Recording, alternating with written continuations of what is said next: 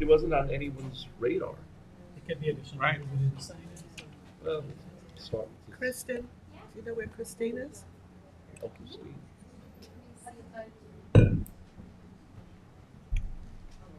Okay. Doing the job. No, I'm chatting away with Tom. I don't Yeah, know. and I was like, can we get this Sorry. thing rolling? I want to get People out are of here. waiting. You know? Well, we need Christine. Well, we can do roll call and Yeah. agents.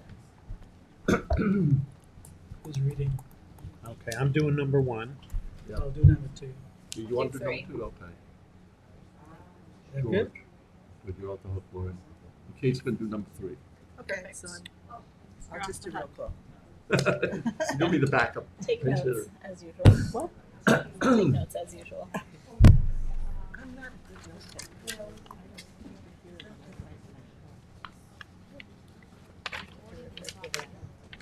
It's refer to the video.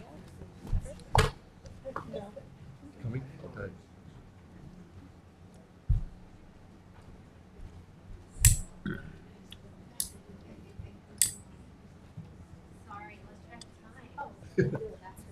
You don't even do the pledge without our attorney. So sorry. Who's the first one up? Are we on okay on audio? Who's the first one? Who's in there? Peter? Very good. Meeting is called to order. Southampton Planning Board, Thursday, July 25th, 2024. The secretary will call the roll. Chair LaFaro is absent, Vice Chair Finity is here, Secretary is here, Board Member Catalinato is no longer here, Board Member Mutu, Present? Board Member Neely, Present? Board Member Fulham. Present. We have a quorum. Would we please rise for the Pledge of Allegiance? I pledge allegiance to the flag of the United States of America and to the republic for which it stands, one nation, under God, indivisible, with liberty and justice for all. They're saying there's no sound on Zoom. I don't know if There's no sound on Zoom, even if we speak loud. You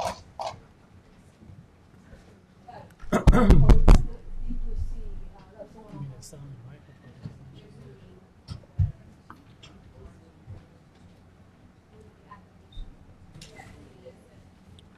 We can't close these hearings. Christine, Yeah. if there's a defect in Zoom, we have to keep the hearings open, right? Yeah. Okay. What's going on? There's no audio? I don't know. Yeah, there are people messaging saying, oh, I can hear it now. Thank you, Matthew.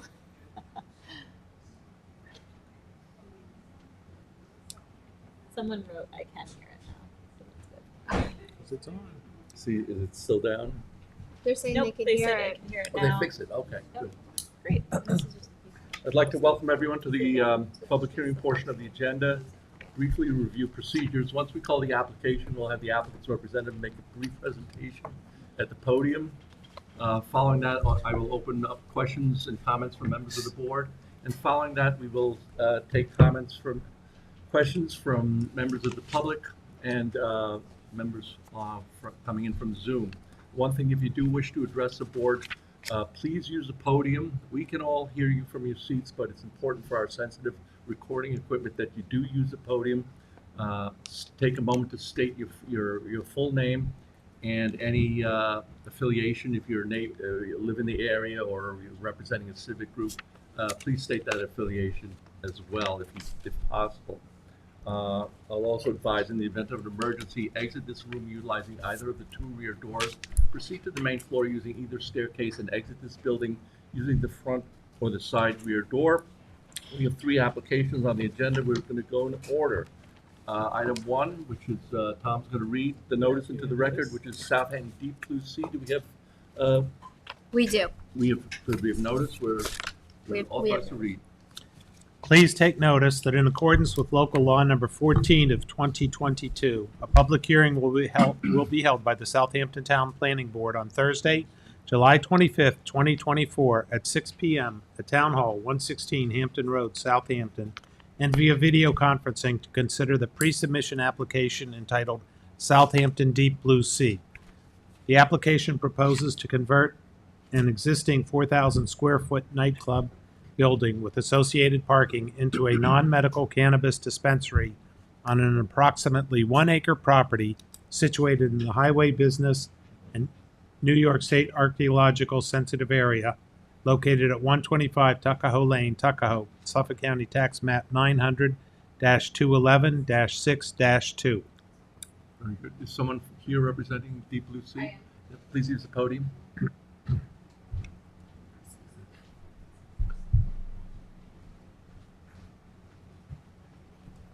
Hello. Hi, I'm Danielle Durant. Thank you, Madam Chair. And members of the board and the community. Like I said, I'm Danielle Durant, representing 125 Tuckahoe Lane and Southampton Deep Blue Sea. We are here today to present our site plan for special exception to convert our space to a proposed non-medical recreational cannabis dispensary. I don't know if you have our presentation. Do you have our presentation that? No. I have copies. I thought maybe it would have been on. So we had We'll get sent those a distributed. PDF. I have the main items there. It's this one, right? Yeah. Our presentation shows the following. Number 1, elevation, 2, floor plan, 3, aerial photo, 4, site plan with parking requirements. 125 Tuckahoe Lane is located just south of Montauk Highway on approximately one 20,000 square foot lot and an additional 16,000 square foot lot, which are 2 separate APNs. The commercial building is approximately 4,000 square feet. The site plan proposes using the same exact building in its current location and changing the use thereof to a non-medical cannabis dispensary. We plan to subdivide the space and use 2,000 square feet for the dispensary and the other 2,000 square feet for a to-be-determined use. We are happy to hear any and all suggestions from the community. The current use is a nightclub. The dispensary will be less of an impact on the community in terms of noise and earlier operating hours from 10 a.m. to 9 p.m. We meet the following special exception standards and are within 500 feet from school grounds, 500 feet from community center, 200 feet from house of worship, 1,000 feet radius from another dispensary. Non-medical cannabis dispensaries must meet parking requirements for retail use as determined by the planning board as set forth in the town code. The parking standard states there should be 1 spot for every 180 square feet of structure, and we well exceed this. Our team will consist of experienced cannabis operators who are working with a well-designed and successful dispensary in Manhattan. We also plan to give back to the community by hiring a team of local employees, sourcing products locally, and giving back to the community to charities and causes the town cares about. Thank you for your time and consideration. We are happy to answer any and all questions you may have. Questions from board members? No. Do you have a cannabis license? We are number 1306 on the list of the Office of Cannabis Management. I'm sorry, the Office of Cannabis Management is at 1306 on the list, and we are 1389 on the list. So we should have our license in the next month or two at the rate that they're going down the list. And the other part of the building that you are not planning to Mhm. use,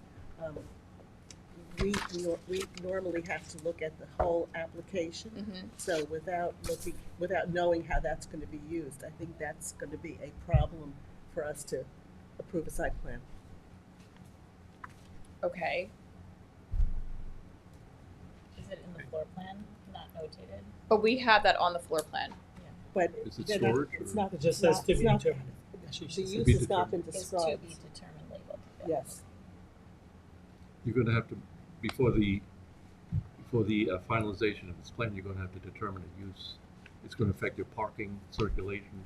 Excuse me, can you guys speak louder? We're the residents right next door Okay. to where the club is. We're trying to get the mics up a little higher. It's but the we'll fans. definitely- There's Before you finalize the, Yes. site, you'll have to determine, the use of the balance of the building. Okay, can that be spoken about at the next public hearing? Because I believe we would have another public hearing before the final. Yes. Okay. You know, in fact, whatever that use is may trigger a second, another additional public hearing.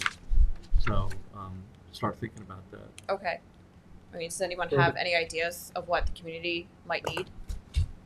It's We were thinking coffee shop, It's pizza shop, private property, something, or and potentially our an board art is- gallery. our board is unable to provide you guidance. It is private property. You have the code of uses in the code, and we're governed by the code. So, And would it be Yeah, helpful if Todd. we just use the You can- 4,000 square feet for the dispensary then? I believe if you have parking and it meets the conditions, you It know, does. certainly Yeah. can. For the 4,000 square Yes. feet. So, I mean, that is also a possibility that we Yes. may just use the full 4,000 square feet for the entire dispensary. Yeah, but you Yeah. have to address that in your Okay. application. So at the next public hearing, we'll have decided which use we'll do, if it's going to be 4,000 square feet for the dispensary or another use. Further questions? Before we take comment from the public, I'm Can we sorry. just review what happened? Yeah, I'm so a little that bit councilors confused can- because right now we have a pre-submission conference of what I thought was a dispensary. Is that what it is, or is that what is not here? Because it sounds like Yes, it's a you're going to dispensary. be able to speak in a second. I think it's on this issue, though, it's on this issue. I mean, the state OCM regulations. We say can't that- take comment yet, sir. We will gotta get a wait. chance to speak, but right now we have a It's on speaker at this the issue, I'll podium. be glad to speak about it. Thank you. So what is the use being proposed? This is a pre-submission conference. What was given to us to look at? Dispensary. Can you? Okay, so then why is there a question as to what's being proposed?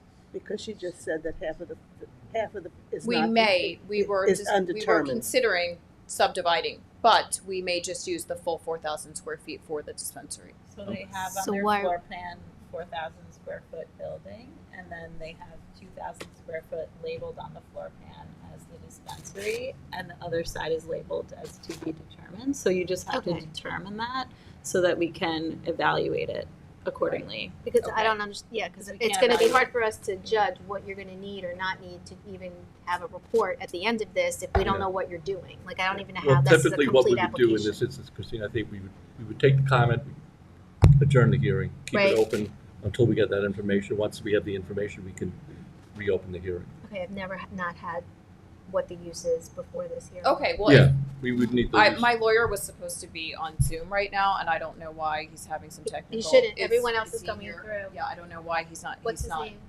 Matt Schweber. I'm here, yeah. He just wrote, I'm here. Can you let him in? Okay, he's coming in. He's coming in, should be on the screen behind you.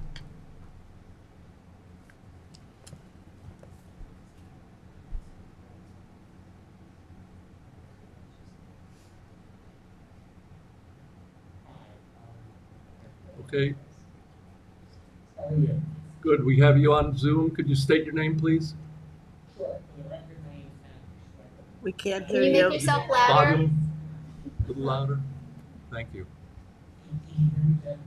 No. No. Not really, but, okay.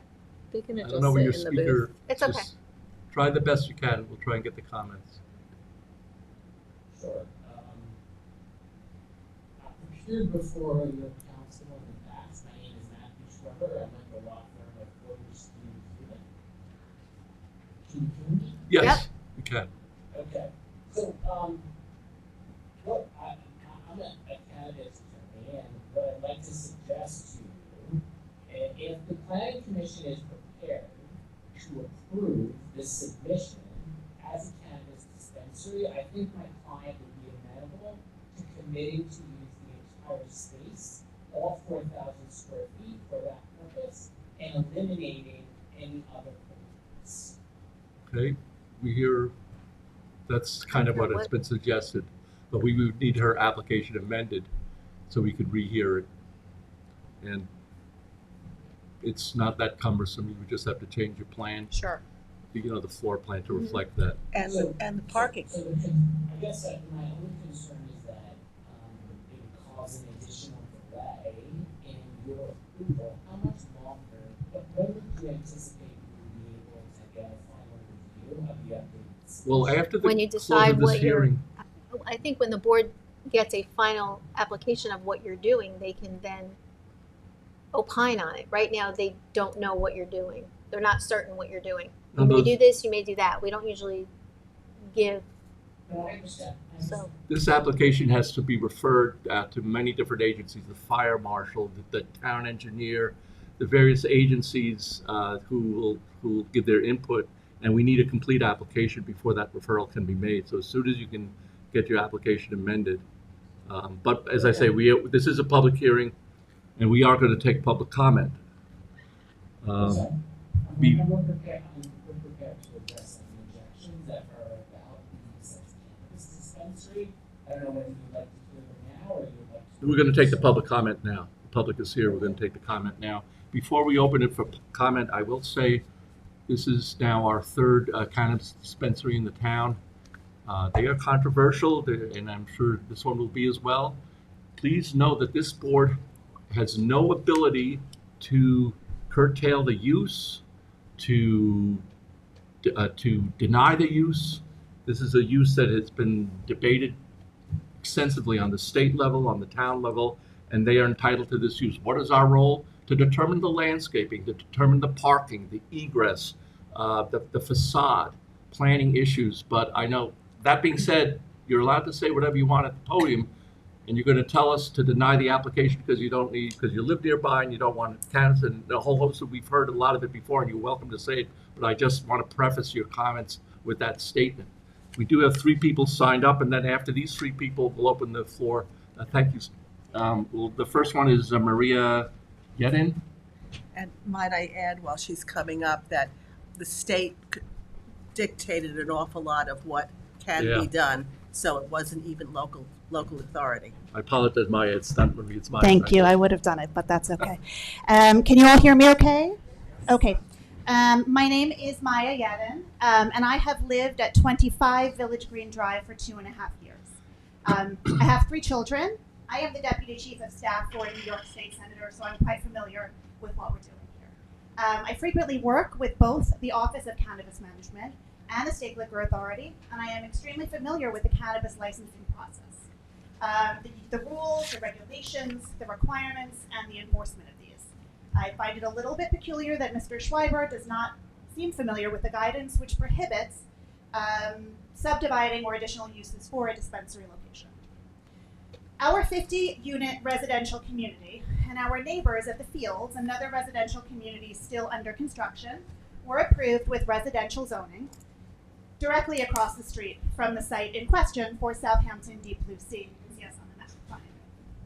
The property at 125 Tuckahoe Lane, owned by Mr. Flanagan, represented by Ms. Durant, and it is where he currently rents to tenants that operate Club Ultra. Club Ultra has been a nuisance to my family since the day we moved in, and has recently shifted from a nuisance to a danger to our property and physical safety.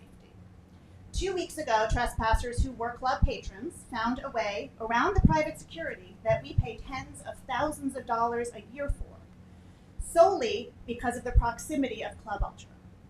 At 2 a.m., these inebriated patrons broke the rear car window of a senior citizen residence vehicle and then scaled the fence to wash the glass and blood out of the wound in their arm in our community swimming pool. An arrest was made with multiple charges. Incredibly, while the police were responding to this crime, a mob of 30 more club patrons had a massive fight on Tuckahoe Lane, which the police had to respond to in the midst of their work on the initial crime. This is a pattern. The sleepless nights as a result of the disrespect of code enforcement, noise ordinances are the tip of the iceberg at this point. We had young families finding gauze and bloodstains and medical waste when they go out for a Sunday stroll. I personally had to clean the pool as a result of the blood and glass, and a 5-year-old's birthday party had to be canceled in order to sterilize the pool properly.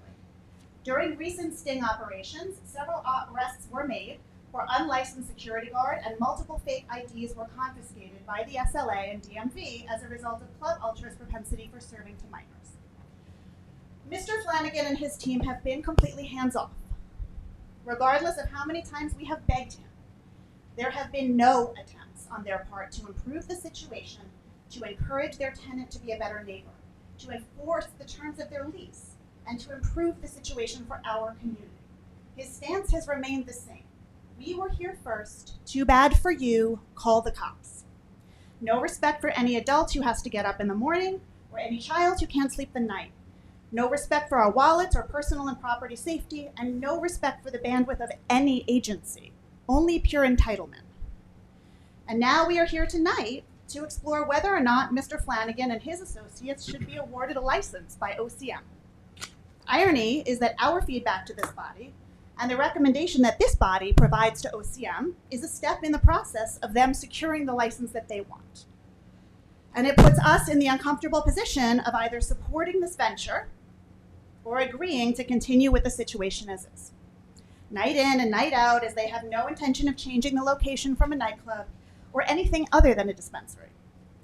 During this process, Mr. Flanagan and team, including the woman who's here tonight, have promised to come to multiple meetings with our community. Hollow promises.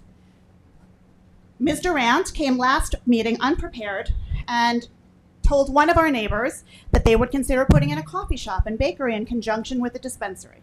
Promises that anyone with any knowledge of this program knows are contrary to the law. She gave her cell phone number out and then refused to respond to any attempted contact. So here's my take. Mr. Flanagan and his team do not deserve this license for all the reasons above. But the residents of Southampton Point do. We deserve the peace and quiet and security that the trappings of having a licensed cannabis dispensary across the street promise us. We deserve the increased enforcement that this automatically ensures. We deserve the end of this nightmare. And so I ask the board to be merciful on myself, the other adults, children, and senior citizens who simply wish for quiet enjoyment.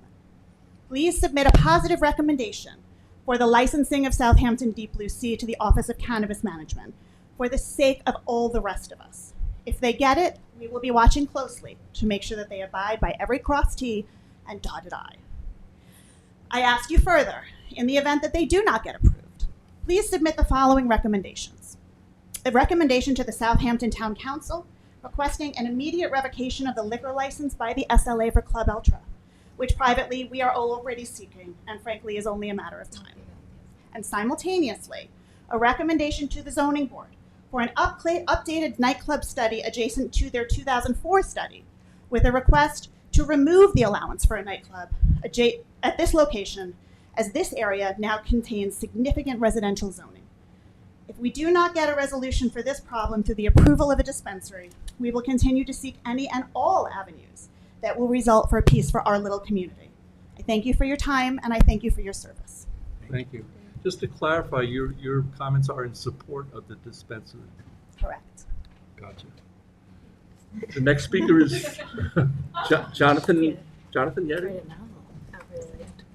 Yeah, next door.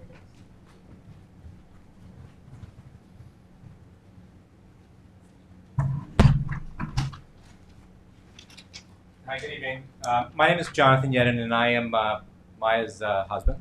And I'm also the president of the community in reference, Southampton Point, also known by many as Fairfield, from when it was built back in the day. I have a letter here that's signed that I guess I'll submit, and I'll read partially, by about 35 of the 50 units that reside across the street from the place in question.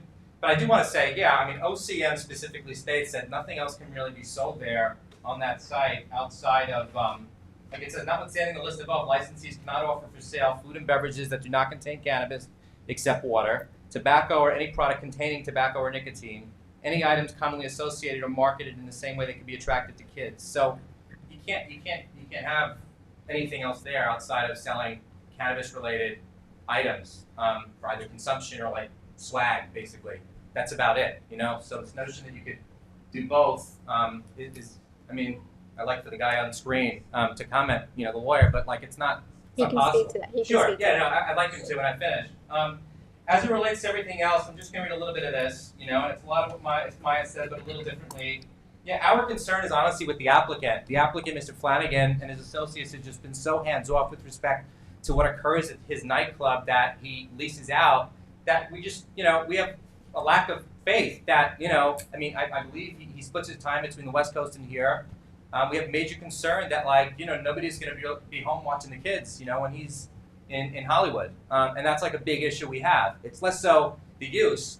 We are all in support of, and this document will state that we're all in support of a dispensary with certain sort of conditions, I guess. But the issue is the applicant himself, themselves. A couple of things that, you know, we watched testimony of prior meetings with the Watermill and Bridgehampton application and whatnot. I mean, they were a lot more comprehensive than what we heard here tonight. I mean, we want to talk about traffic. We want to talk about operating hours. I know that there is guidelines, but, you know, the town can also, you know, restrict some of those things in addition to what's been done on the state level. So we would argue that, you know, either there needs to be either a light or a no left-hand turn as you exit and go from Tuckahoe Lane to the highway. Those seeking to go left, meaning going west on the highway, if I don't know what the traffic study has shown with respect to how many cars they envision are going to be sort of going to that area, but it's going to, it's going to be a decent amount of cars, and so we're concerned about the left-hand turn onto the highway from Tuckahoe. So just want to put that in there. We want to ensure that all the rules are followed because they have a history of not following the rules with Club Ultra. Operating hours, we want to limit the dispensary's hours from 10 a.m. to 7 p.m. I believe they're permitted to go until 9 p.m. We would like it to be 7 p.m. I know a lot of liquor stores and other stores in the area sort of abide by the 7 p.m. number. I guess we're willing to go to 8, but 7 p.m. would be ideal and lovely. We also wanted to ask if there's any way to do some type of probationary sort of license period should they be in violation of any of the things that they abide to do. I understand that may be part of a different, right? That's not that's the state or that's the council. State, yeah. But I just wanted to to say that with respect to landscaping and all that stuff, we'd obviously like it to be as sort of secluded and plain as possible. And whatever we can do to sort of keep it that way, because currently it's a nightclub. It's not a dispensary right now. But it's all open, like it's an old barn, right, from like back in the day. So they're like it's a nightclub. We hear everything. Come tonight, at 11:30, 12 o'clock. Like you hear everything booming. We want whatever, we understand people can't congregate around there and stuff like that. But whatever we could do to sort of insulate the area so that it's sort of like indistinguishable, like the better. And obviously they need to abide by the OCM rules with respect to signage, the amount of signs. You can't have leaves and neon and Cheech and Chong out there. So, there's that. We also want to make sure that in addition to whatever security happens within the four walls of the building, that the applicant is also responsible for what occurs in the parking lot. There's no on-site consumption, and we want that to include the parking lot premises as well. So I just want to ensure that part of their security plan includes making sure that as people purchase product and leave, that they are leaving and they're not hanging out there and lighting up, or they're not coming onto our property across the street and pulling into one of our parking spots and lighting up. That's something as well. We also, it's all in the letter here. The other thing is, I don't know, again, I'd love to see what the traffic study may show, but on Tuckahoe, we want obviously more no standing signage so that it's clear to folks that they should park in the lot and not, along Tuckahoe Lane. We saw a couple weeks ago when we had that big festival at Shinnecock that, there was enforcement and some temporary no standing signs that went up on Tuckahoe as a result of the amount of crowd that were there for the music festival a month ago. We'd like sort of more permanent no standing signage to be displayed in sort of that vicinity by their establishment, the Carvel, sort of up to the highway so that people aren't standing and we're able to sort of get in and out of our property freely. We also would love again, I know this isn't necessarily for you to decide, but some type of like designated community liaison or person that's sort of in charge that we could engage with should there be issues, should there be a problem where customers are coming onto our property, should there be a problem where there's, noise or just anything. We want to be able to sort of be in touch with somebody and have the contact information for somebody that ultimately is in charge of the facility should we need to reach them. And we'd like some type of potential like ongoing community meetings, either monthly or quarterly, just so we can have that type of conversation. I know establishments do it in the city all the time. We would want something like that similar here, just to have ongoing dialogue, because if you have open lines of communication, most of the stuff that could potentially be of issue can easily be resolved if you have sort of ongoing dialogue. So it's really a lot of that, and like I said, I have this letter that I'll be emailing and I guess I can hand over and submitting. But we'd love to hear more about traffic right now if possible. We'd love to hear more about security. We'd love to hear more about landscaping. And the double use, if you could respond to the double use, because I have the OCM guidelines that are based on the law right here, and number 8, if the attorney on the Zoom is listening, number 8 clearly states that licensees can't do certain things, including sell the items that Mr. Brown initially mentioned as a possibility. All right, thank you. Great. I will say that there is a CAC in Tuckahoe, Citizens Advisory Committee, and you're certainly welcome. I think that would be a good forum to get involved with that group, because they directly interact with the town board. They meet monthly. I'm not sure where they meet. There's also a town board liaison personnel in the town board who sort of takes feedback from the public. And finally, there's very robust code enforcement division, and they work nights and weekends. So I'm in touch with Mr. Ryan Murphy all the Yeah. time. I'm sure you are. all the time as it relates to code enforcement over there. But it's more so we want to engage direct, I guess, with the business, with the entity, with the person that's on site, the manager, whoever's sort of in charge. Should there be issues, just have that openness. You know. Your comments are well taken. Thank you. And Thank you. yeah, I'd love to hear from the applicant's attorney if possible. On the other Well, items. we gotta Oh, hear you from gotta the public I first. didn't know if it goes back We've and got forth. Okay. Danielle Durant. Is Danielle Durant here? Oh, She's she's she's here. first. Oh, I'm sorry. Yes, ma'am. Please come to the podium. Yeah, sorry. I was going to say that name sounds familiar. I said, yeah, I thought that name was familiar. Hi there. Hello. Hi, my name is Dawn Magnotta, and I purchased my unit in Village Green, Southampton Point, about 2 years ago. I love living there. I bought this unit because I was suffering with cancer, and I live in Manhattan full time. And I've lived there for over 25 years, and I needed some peace and quiet. I barely made it, but it's amazing. I was able to buy it and skimp and save. And I was so happy because I've been coming to the Hamptons my whole life. And I've been going to clubs, I should say, my whole life. Okay? So I knew there was a club next to this particular unit. And I wasn't worried about it at all because, like I said, I've gone to all the clubs out here for the past 20 years. I've stopped because I'm a little bit older, but I've never had a problem. So I've found the people to be at the clubs here in Southampton, professional people coming here for the weekends that have good jobs, that are spending money. Yes, they're letting loose, but I've never seen anything really criminal happen. I'm sure that there is, but I've never seen it. Since I've been here, like I said, I love living here, but I've seen so many scary things that I have never seen since I've lived in the city. I would tell you that I've probably cried 3 times recently. I recently at this club, I saw a huge fight break out, okay? I guess it was it's the night that the guy punched our neighbor's window and went into the pool with the blood. The cops had to take their guns out to stop the fight. Like I said, I've been to clubs how many times, and I've never, ever seen this happen.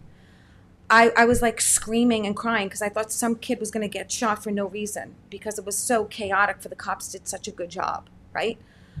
And then I was standing there another time, and I saw from the club 2 or 3 kids put on masks and run and charge at other kids to beat the shit out of them, pardon my French, beat them up, that we had to call the cops. It's been one thing after another. I've saw people defecate. We have a beautiful, beautiful, huge garden and lovely landscape in Village Green, and with benches. And all of us paid at least, I would say, $1 million. Now it's $1.5 million for the units. And I've literally seen people go to the bathroom in front of me, right by where I live. I honestly, I'm so concerned. I mean, I'm concerned for my safety, which I never have been. I live in Midtown Manhattan. I have never thank God, had an issue living in Midtown Manhattan. And then I come here to get peace and quiet while I'm taking care of my health. And I'm constantly seeing things like this. Again, I had an involvement in Capri and Cabana. There used to be Cabana back in the day. Never, ever, my friends invested in. I've never seen anything like this. I met Mr. Flanagan. I just cordially met his, fiance. Lovely people, but I don't think that they have control over what's going on because I don't think that they're here. Like I said, this is a big investment for some of us. Not everybody has millions of dollars, right? And I bought this place, and there's so much garbage at the club. I mean, it's like a slum. It's unbelievable, and they don't clean it. I don't know if they're doing an FU to us or something because they're aggravated because we complain about the loud music, because I don't think the place is up to standards. And I think the noise is so loud, it vibrates through my unit. I think that they're angry, which I can understand, but what they're doing is not right. And so I'm literally just pleading for my safety. I hope everybody makes money. I don't consume marijuana. I think it's great. I think it's weird that the Hamptons is being this big. All these people are going to have pot places, whatever. I didn't think that that's the kind of neighborhood I lived in, but that's fine. Everyone wants to make money. But what I ask for is that you please keep the community safe and that we don't start to have problems. If there was people there that cared for the place and they were local and they were there and they were present, it would be different. But nobody's there watching it. No, the cops come every single day there, every day that it's open. And what I was concerned about is that now that there will be a marijuana dispensary, allegedly there will be over 100 cars a day, and that is just in the beginning because there were surveys done. It is such an odd, I don't know if everybody here is familiar with Goldberg's in Southampton and where this club is and that turn. There's a lot of accidents there, a lot of accidents. It's going to be out of control. No one's going to be there watching there. I don't believe either one of them, the fiance or him, that they live here and that they're going to be watching it, because we asked for numerous weeks for the garbage to get taken care of, numerous weeks, and it wasn't clean and nobody came to clean it. So what I'm asking for and pleading for, okay, is that there is some sort of way that we can protect our community. And that's it. And I know they have a lot of money, and I know what I'm asking for is not a lot. I'm not very, educated when it comes to the laws. I work in finance, hedge fund, private equity, but I've done a lot of research and I've spoken to a lot of people, and I know that there are businesses, I think on County Road 39, that have had problems because they're close to residential areas, and that the businesses have come together with the residents to help them with safety and with noise. And I think that I know that there's a lot of money to be made in this dispensary, and I know the person that owns this has a lot of money. I believe that there could be a way, because I'm sure they're good people, that we can come together. That there's no, I think there's too much fighting and complaints going on. But if we come together, okay, and perhaps buy a fence around our neighborhood, okay, with a gate, something, because let's be honest with each other, right? The club has caused so many problems. Which is the lesser evil? People crapping right in front of the house that I bought, right in front of my steps, right where there are children, drunk, throwing their stuff. There was a knife fight, right? But how about a fence and a gate? We have to take the comments really that address the specificities of the application at hand. But we hear your concerns, that you really need to bring them to the town board, who's responsible for enforcement and quality of life issues.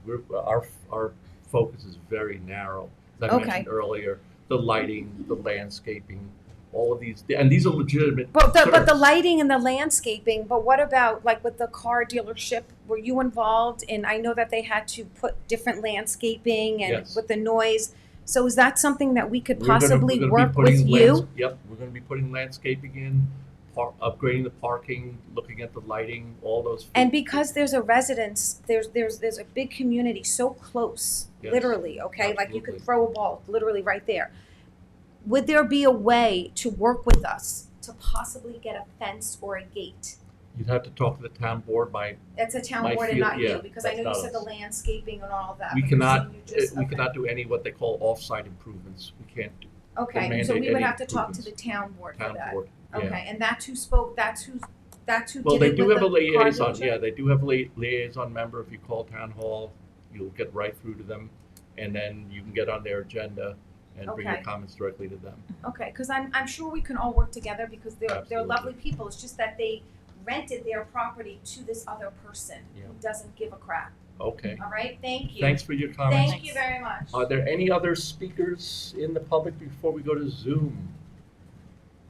Can you also, Dennis, just Yes. clarify for everyone where we are in the process? Pre-submission, actual submission, This timeline? is and- the I think process that's we're important. here now. That's a good point, Kate.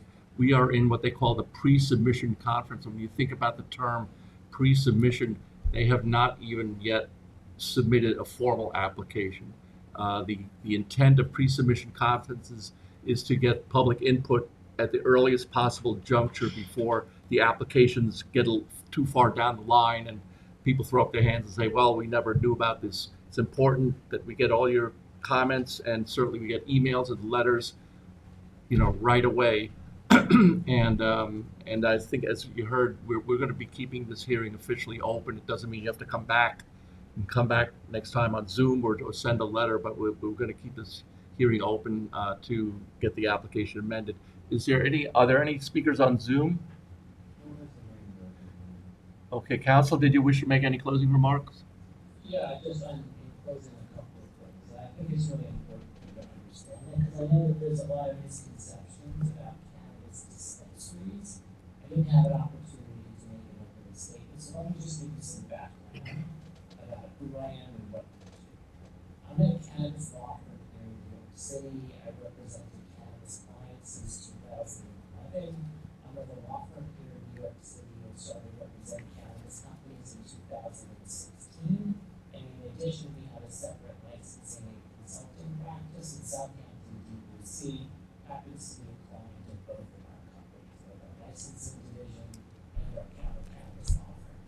I've also had conversations with Michelangelo and Captain Murphy about cannabis ordinances and licensing in the past.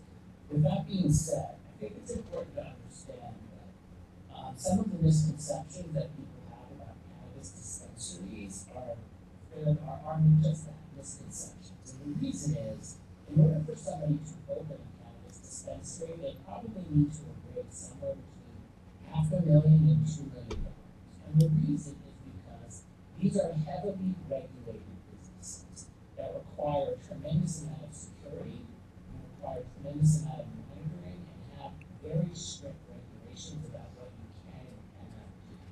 Having a dispensary on this property will actually address some of those very nuisances that some of your residents have complained about in this very meeting regarding its private use. I think a cannabis dispensary, as your first speaker recognized, would end up eliminating many of those nuisance uses. And most of those regulations are regulations that my client have demonstrated an ability to actually execute, and not all that information has been submitted to the Cannabis Licensing Division, the Office of Cannabis Management, which is responsible for deciding whether or not we're qualified for a license. Counsel, I'm That sorry, being- counsel, just to clarify, is your client the tenant or the owner? No, our clients work actually. So the people, so that you understand this, Southampton DBC is the cannabis dispensary company that is comprised of the same ownership as the people that own 125 Tuckahoe Lane. There isn't a perfect convergence between those two entities, but for all intents and purposes, the managing and operating agent of the property and the manager of the licensing cannabis dispensary are the same people. And are there any same people that are part of Club Ultra or the people that run that? No, Club Ultra. It's just a tenant, a free-floating tenant. It's a tenant, and in fact, one of the reasons why we understood that this particular property was considered to be hospitable for a cannabis dispensary is because it would end up supplanting the very use that has caused such consternation among the residents of the town in the past. And the belief was that if it's supplanted by a cannabis dispensary, it would alleviate a lot of protection that this particular use has caused. But if there's a way to get out of the lease if it's cannabis, Yeah, why would not be a another problem. use be the same thing? Yeah, there will not be a problem with cannabis. Once this cannabis dispensary is approved by the state, the owners No, I understand that, but why couldn't they eliminate the offending use either way? That, I mean, that's. It's just, I'm just throwing it out there. Discuss with the owners, and I'm happy to have that discussion with them, but that's not something that I can authorize to discuss. It just seems a little bit unfair, because it seems like the people are objecting or supporting this only because the other use is so bad that they're kind of, it just doesn't seem right, but I'm just throwing that out there. That's for you to handle. I'm just. Yeah, no, I understand. And the other thing is that I wanted to address is that, one of the residents had asked a question about competing uses or alternative uses. One of the unique features of this particular property is that it has 2 APN numbers. So that and the way in which this was originally envisioned by the architect is that one of the APN numbers would house the dispensary and the other APN number would harbor some other type of use. Now, if you're not receptive to that particular proposal, my client is prepared to devote the entire space to a cannabis dispensary, and it's something that I leave to your discretion, and we're happy to work with the town and come up with a plan that you can approve without any reservation. Yeah, our board has no position on the second use, but I think what you've heard from the speakers is there are state limitations, and we're not familiar with them. Our speakers actually are very familiar with them. We would take that under advisement and make a decision later. Two different Okay. We would make Yeah. that, we'll take it under advisement. We'll figure it out. Right? Is that what it is? It doesn't, I'm not certain, but we'll get to the bottom of it. So at any rate, we're encouraging you to please submit an updated application. Whether you put in an ancillary use, secondary use, or have the entire property designated to the use you're proposing. We urge you to do that right away. And then I think we'll put this out for 30 days. What's our August 30? Is that the 22nd?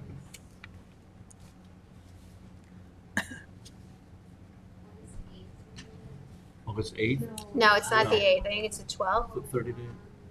22nd, I believe.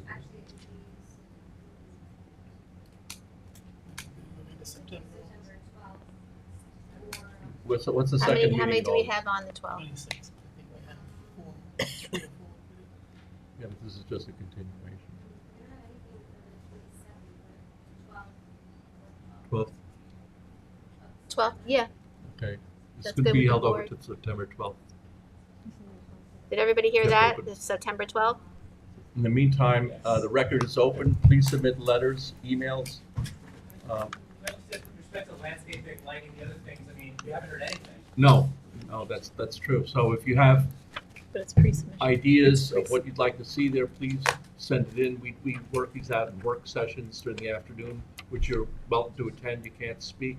But if you have ideas of type of landscaping you'd like to see, even send a picture of other sites that you think work well in your eye. We'd be happy to get your input. You have some time to do this now, so I know summer's a busy time. Okay, so I'll entertain a motion to adjourn till September 12th. Motion. Motion by Glorian, second by Tom. All in favor? Aye. Aye. Opposed? Abstentions? Adjourned till September 12th. Thank you for your attendance. Thank you, Counselor. Thank George is going to read the second one. Oh, I am. Do you have notice? you. The second one is, oh, that's. Do we have notice? Carl's, that's okay. Yeah. The third one we're going to have to Okay. put over. Item 2 is 314 North Main. We have notice, and George is going to read into the record. Please take notice that in accordance with local law number 14 of 2022, a public hearing will be held by the Southampton Town Planning Board on Thursday, July 25th, 2024, 6 p.m. at Town Hall, 116 Hampton Road, Southampton, and via video conferencing to consider the pre-application entitled 314 North McGee Street.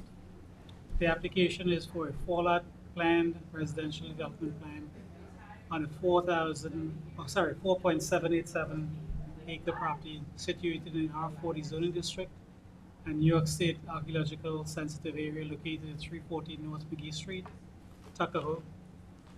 Suffolk County Tax Map number 900-129-2-7.1. Good evening, Carl Benacasa, 860 Montauk Highway, Watermill, New York, for the applicant. We're looking at a 4.78 acre parcel, or 208,000 some odd square feet, located in the R40 zoning district. We have, as far as lot area, here's a yield map that was presented, and then we have two versions of the cluster plan with different configurations for the open space. The open space in concept A, which is this one here, is divided into two large parcels just over a half acre at the front of the property, running 123 feet along North McGee Street and 172 to 213 feet deep, depending on where you're looking. The second area of open space is at the back of the property and is 29,000 square feet. Again, we're talking about this one. Lots 1 and 4 would be accessible by an easement, and lots 2 and 3 by a proposed common driveway. None of the lots, as seen, border on North McGee Street. The second concept plan, which is here, the open space is again split between the front and back, with a much smaller portion, about 4,000 square feet of open space along North McGee, and a much larger portion towards the rear, roughly 52,000 square feet in the rear. The proposed cluster zoning is R20. Either version of the subdivision will require the applicant to go to the Zoning Board of Appeals for relief with respect to lot width for lots 3 and 4. I'm sorry, for lots, 3 and 4. Here's 3, here's 4. Given the configuration of the lot, we would need some relief there. The minimum lot width in the R20 zoning district is 150. Same with R40, actually. Lot 3 requires a variance of 8 feet, and Lot 4 requires a variance of 21 feet. It's important to note that the average lot width on the street and surrounding parcels is about 107 feet. So this would be well in line with that, but again, that's a question for the zoning board. So that's basically it. I represent the applicant, who is a contract vendee. The owner of the lot is represented by Mr. Kirst, who is here today.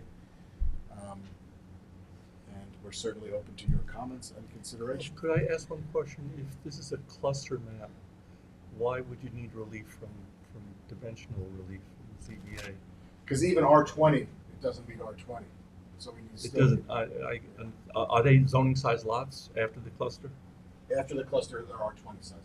Oh, they are zoning size Yeah, lots. yeah. Okay, that explains it. You said access would be via an easement from where? So that's on the first plan. Access would be by an easement, and lots 2 and 3 by a proposed common driveway. So 1 and 4, which are these lots, would have an easement here, because if you see lot 4 has access there, lot 3 has access there, there will be one common driveway. They have an easement over that common driveway for access. Oh, okay, but they do have frontage on. They have frontage. Yeah, Okay. that's. But we're proposing as a common driveway to do it as an easement. Okay. I thought you said they had no frontage on. Oh, no, they have frontage. Yeah. The only aspect of these lots that require any relief with respect to 1 and 4 for both of them is lot width.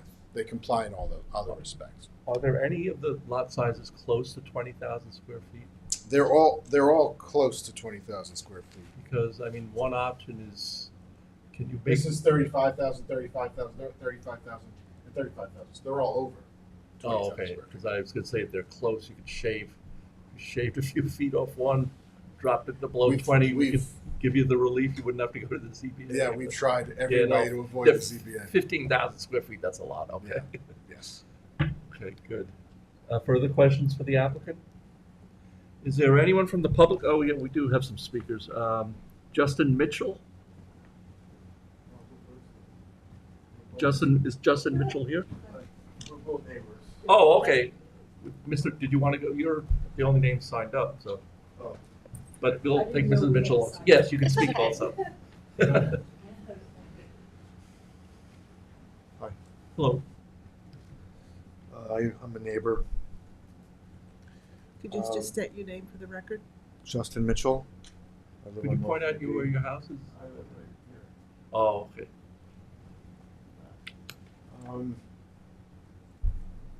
Very nice piece of land. It's all trees. We hate to see it being carved up, but I guess that's what happens out here. I prefer to have at least one of these. I think this is a reserve back here. Yeah. The top map is not under consideration. No. Yeah, that's just to establish how many lots they have. So either one of those two bottom maps is what's being looked at. Okay. And I'm assuming you like the one on the right. I'll go along with that one. Of course. I mean, I think the math is going to work either way. Even if they put 2 houses, 3 houses, I think they're still going to come out ahead. Because it's a lot of development going on this road, and they're getting a lot of money for this. I think between $4 and $6 million a home. So, if they're eager to make a profit, they may consider just doing 2 homes or 3 homes. We don't control that, unfortunately. The zoning gives them that map on the top. That's and so we can't tell them to drop lots. They have a right to 4. They have a right to 4. Yeah. Okay.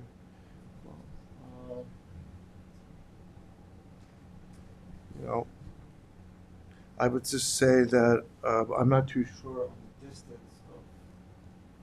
Is it 20 feet or is it going to be less? 20 feet for what? The setback. On the property side yard. lines? The setbacks are 20 setbacks. Minimum side yard. It's is 10 or 20. Minimum is 15, combined is 35, I believe. I don't know the zoning code by heart. I'm looking at the Next to accessory. These are accessories. Oh, those are for I think the minimum is 15 foot, combined is Prana, you're 35. finding it? Looks like. Yeah, the side is that what we want to know, the side? Sorry? The side yard setback you want to know? Side, yeah, The side is a minimum of 20, total has to be 45. 20 and 45. Total of both sides have to be 45. Okay, 20. Right. Okay. 45 and 20, so the minimum is 20. It's going to be. And Every house is going to have a tennis court? Excuse me? That's not. Sorry? Every house is going to have a tennis court? You can't do like a back and forth, so if he'll just mark what you're asking, because the recording can't take him to Our board doesn't from control that C. either. Oh. For the tennis courts and pools. Create the lots. I think you just look at envelopes, maybe. Yeah, there's no lots, there's no tennis courts on there right now. No, okay. All right, so, I mean, just the less, what I'm saying is the less activity they could do there, the better. There's a lot of nature around there, and to keep that aesthetic would be a good thing. Okay. Okay, thank you for your comments. And now, Mrs. Mitchell? Oh. Okay, next speaker. Hi, my name is Kenneth Cooper. I live at 294 North McGee. Can you point out your house, so we know? Not on the top. Which site plan should we be looking I don't know where you live. at? Can we get an aerial? Yeah, By I any have a chance? But is the screen. Okay. That screen's not working. This is Okay. right. Okay. We're the most effective. Which one? Yeah, I don't know. I should put it, it's the second lot. Okay.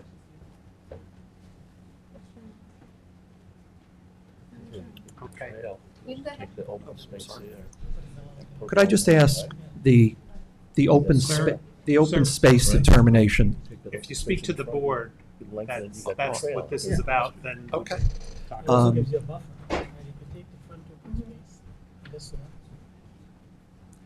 The open space determinations, can I ask how you came up with those 2 options? We'll ask after, the board will ask Oh. after. Okay. Well, I can tell you the lower right map, the open space, as you know, Tuckahoe Woods, which is a large tract of open space. The goal is to create open space areas that augment existing open spaces. So you want to try to combine so it links up to additional open space. Okay. And then I would ask about the these other open spaces that are on North McGee. Why there and why not along the property lines that would To tell you the truth, we were just talking about that. There's an opportunity, it's a wooded parcel now, correct? It's all wooded. Yes, Yeah. yes. One of the options is to create an open space corridor, which we had an earlier map this afternoon, where the Trails Board wanted to try to get an open space corridor down North McGee Street. It wasn't practical on that other map. It may very well be practical on this map to have along your property line have a thin strip of open space, and that way, to keep the green belt, right? Yeah, I mean, when we bought our home, we bought it. We can't. You'd have to come to the You have to come microphone. to the. He's doing fine. Our concern beyond that, of course, would be screening between our property and the nearby property. I would ask whether or not, I'm sure that the developer has not yet at this point considered a landscaping plan, but maybe he could speak to what is typical of other developments that he has done as it relates to the property Typically, lines. even we keep what they call a non-disturbance buffer. So whatever the wood and undergrowth is there, we want to preserve it. We usually run it along the property lines, so people not clear cutting lawns right up to your property. But we work that out in the work sessions. Okay, because today there are 75-foot high trees that mostly abut the property line. Beautiful property, I know it. Thank you for your comments. Thank you. Jane Cooper, 294 North McGee. Welcome. So when we moved in, we had thought that we bought a undisturbed area, all R40 properties, and that they weren't going to be subject to any type of building. We came from Westchester, and they built a school behind us there. So we've, been down this road before. So, when we got this certified letter, I almost had a heart attack. So now, I lay at my pool and I look out and I see this canopy of, just quiet and birds and trees, and it's really beautiful. And so, the question to my mind is, why would the town want to see even more, deforesting of our open spaces by allowing a 4-plot subdivision? It's really beyond me, because, just because somebody asks for it doesn't mean you have to give it to them. Plain and simple. I know, where we came from, if the neighbors. This is as of right. So what this board has up to them is the configuration, not the whether or not to do it. I see. So this was already approved No. as The of zone- right? I don't understand. The zoning, you have zoning throughout the town, and those zoning designations, like you were talking about, whatever, R40, whatever, it's 1 acre.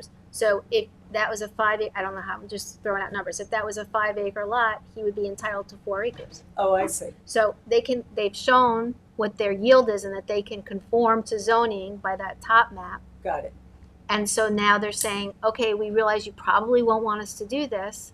Let us show you, if we cluster the lots down and give you some open space, these are your 2 options down here. And there may be a third option, as the chairman was speaking about, potentially moving open space to a buffer between the line of properties. Okay. So there's that, but you do they're starting from 4.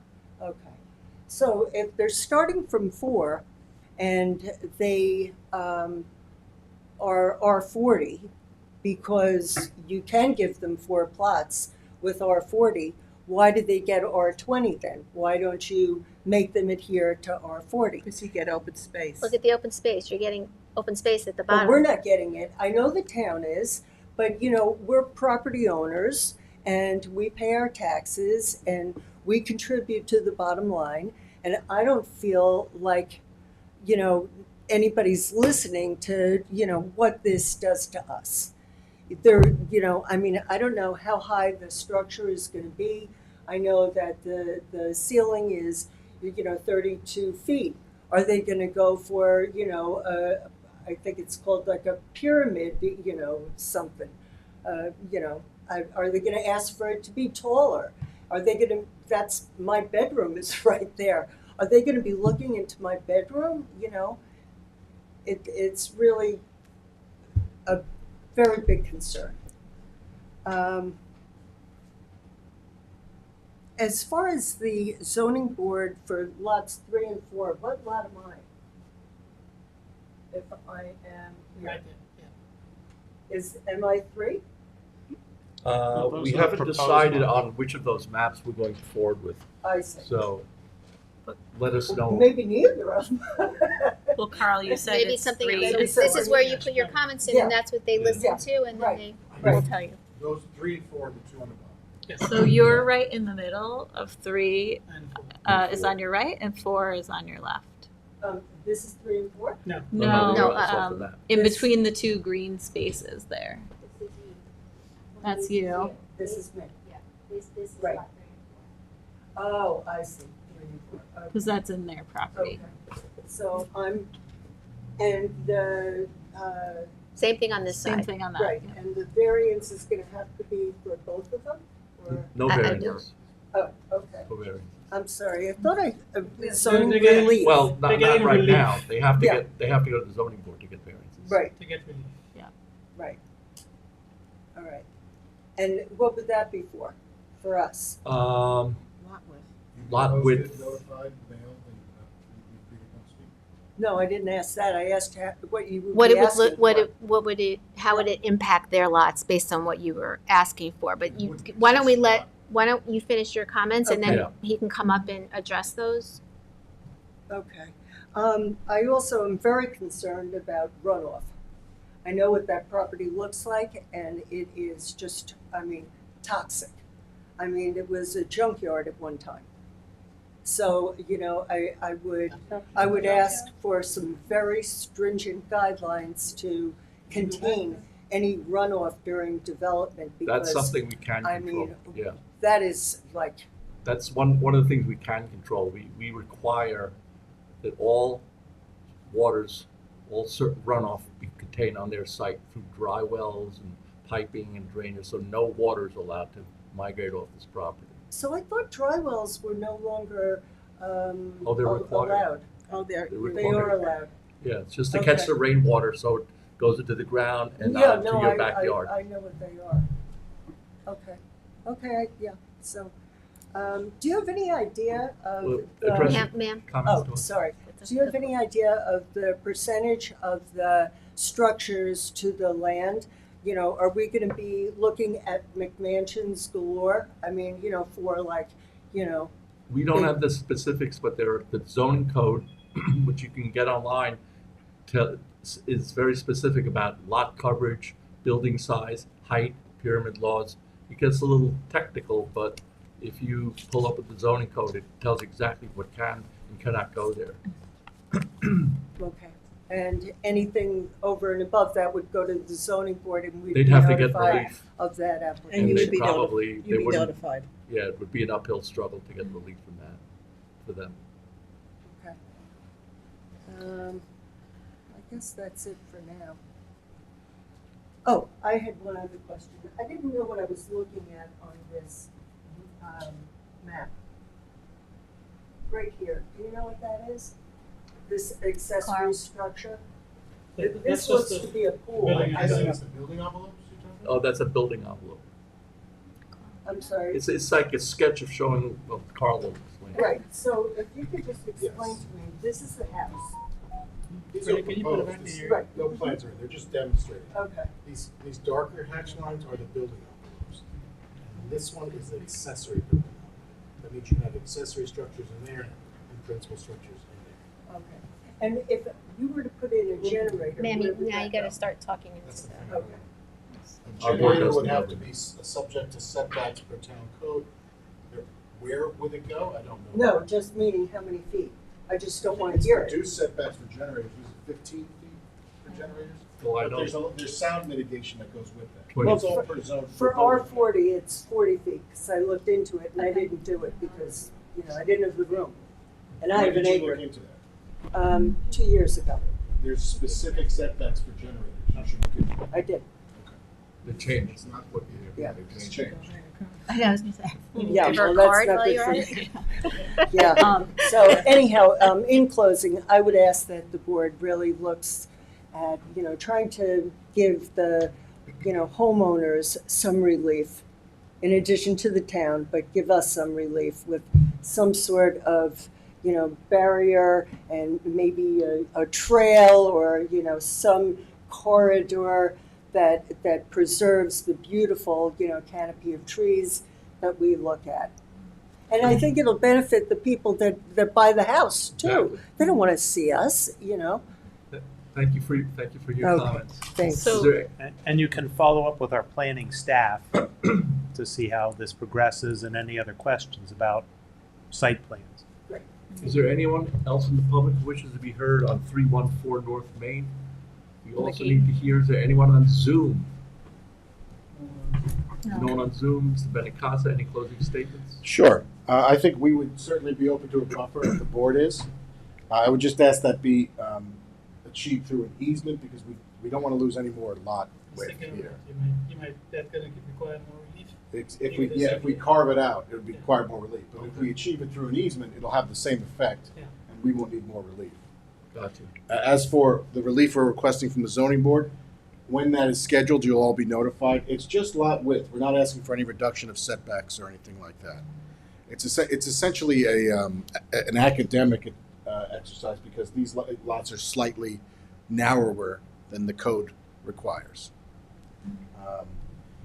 There's no tennis. There's no going to be room for tennis on these lots. I don't know how they would necessarily achieve that, but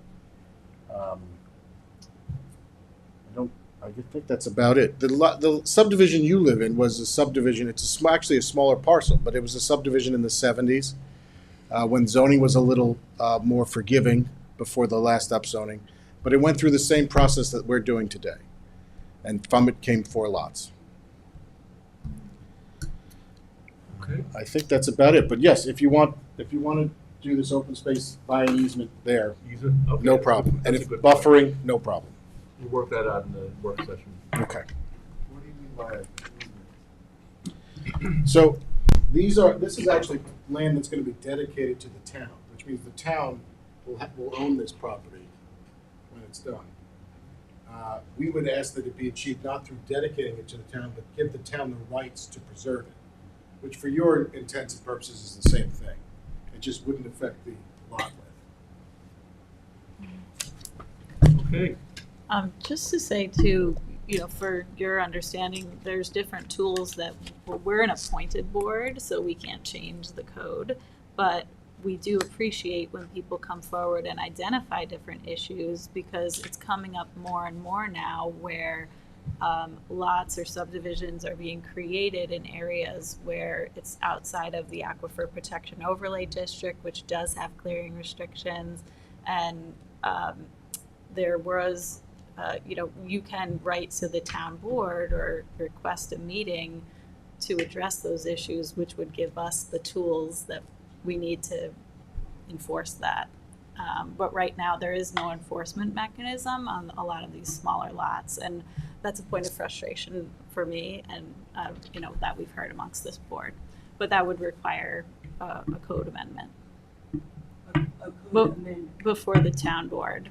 A new code to protect vegetation in areas that so far don't have any kind of regulation on them. And that conversation has been ongoing with the town planning staff on how to do that. And they haven't come up with what they think is an equitable, legally defensible way yet. Yeah. So we share the frustration with the challenge at hand. Okay, well, thank you, Mr. Benincasa. And there's no one on the Zoom, and we're entertaining close the hearing with a 10-day written comment period. Do I have a motion? Motion by Gloria, second by George. All in favor? Aye. Opposed, abstentions? 5 yes, 1 absent, 1 vacancy. The written record is open if you want to send letters, emails, photographs, and so forth. Did we have notice? I'm sorry, we didn't have proper notification, so that they're going to re-notify for a different day. Okay, do we set a hearing now or wait till they? We're gonna have a date, but they have to re-notice, so we don't have to set it at We the don't have moment. to set that now. Okay, motion to adjourn. Should By you just Gloria, name second by- that, what we're doing? We're not doing that. no. Yeah, we should, I don't think you named it. Oh, Hampton Cove Estates will not be heard this evening because of a noticing defect. And the motion closed by Motion to Gloria, and a second by George, we adjourn. Good job, guys. Night all. Good night. Thanks, Christine. Are we off?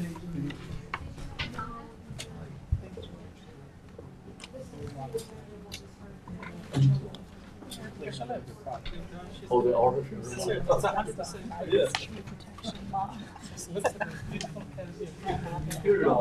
I almost pointed that out after you pointed it out.